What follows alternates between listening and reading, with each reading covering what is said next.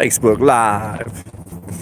Psych. YouTube Live. I forgot which one I was on. But so since my last live, a little bit has changed, right? I went from not knowing where I was going to go to just kind of walking right next door. Like the place next door allowed dogs, and I got 3 nights special.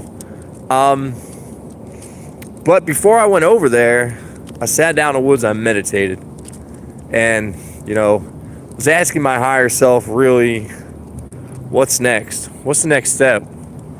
Where's the perfect place for me to be? Like, do you want me to live in the woods? Because I will.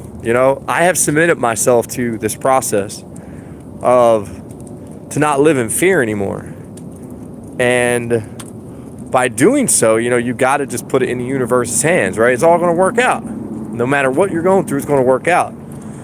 I still work. I still make money. I'm a window tinter too. I brought that skill back out, threw it out there that I want to make more money. And, so I put a little thing on Facebook to make a little bit more money if I have to.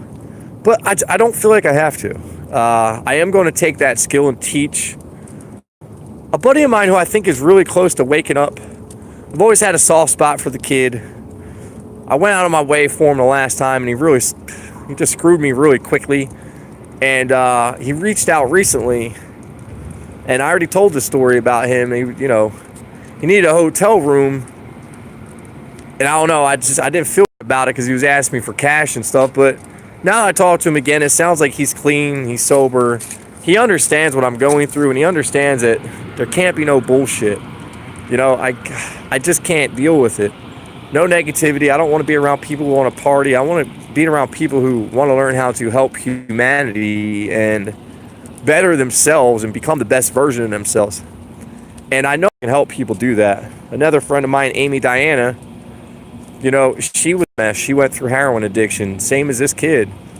And I think she's really close to being awake too, so I'm going to work with her one-on-one too to try to wake her up. I feel really blessed to be so level-headed and to come as far as I come the way I have, and to really look at the way I was living my life with my ex and stuff, and just how horrible of people we were acting like.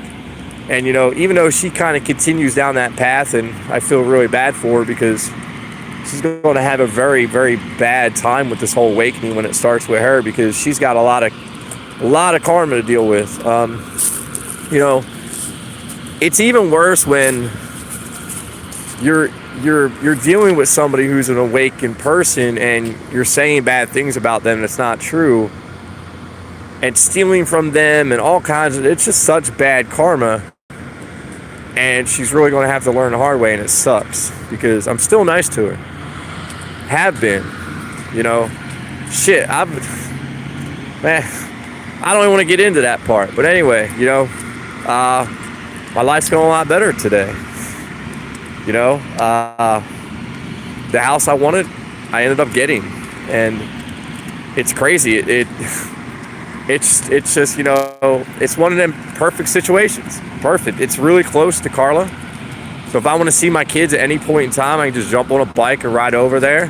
I'm going to probably have my buddy Bryant move in with me and teach him my trade of window tint, and make him a business partner. I'm just not giving things away anymore. I learned my lesson with that stuff, but I'm going to make him work for it and earn it, and really appreciate it when I do hand it to him someday and say, here you go. But if he wakes up, he might end up like me. He might end up just wanting to help people. And you never know. Maybe he'll come on the road with me, and he'll help with the Dad Project, and we'll go out on stage and he can tell his story. Because I never did drugs. I never got addicted to drugs. I never got really addicted to alcohol. I could put it down whenever I wanted. I was addicted to the social side. That's why I was a social alcoholic. Me chasing around girls and drinking went hand in hand, and that's what I was addicted to. I was really addicted to females, to be honest with you. I love women, still do, God. But I only got my eyes on one now, so a little bit different of a life. But so I'm gonna move into my house on the 1st. So if you're going through an awakening, and sometimes things get a little bad, sometimes things get a little scary, but I learned not to let into the fear, right? Fear is a byproduct of society, right? And I already unplugged. I'm out of the matrix. You know, I'm doing my own thing now. I don't really pay attention to what the rest of the world pay attention to. So if you're seeing this video, you have to realize the quicker you take control of your life and the quicker you really just submit to the higher good, submit to yourself, submit to being a great person. Get on a vegan diet, for God's sakes. You want clarity in your life? You want happiness? I was damn near homeless. Now I'm happier than most people I know, right? It's crazy. Once you really, really hit the switch, the way your life will change is amazing.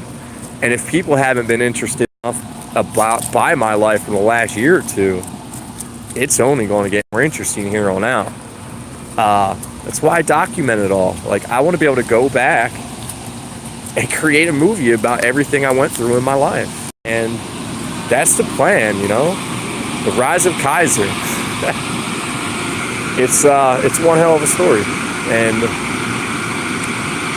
I'm in love with the bad, I'm in love with the good. Like I said, if I had to, I would have went and lived in a freaking trash can with my dog. All I know is my dog's not sleeping in a freaking car no more. That's all that matters. Here, Belle, say hi. Come on, say hi. Good girl. Well, that's about it for my catch up today. I'm gonna go get me a cup of coffee from Starbucks because I believe that they filter their water. I'm going to ask them first though. I don't want any fluoride water, not at all. And you don't know why. Look into what fluoride does to your pineal gland. That thing up here. All right, I gotta go. Bye bye. Come on, Bella.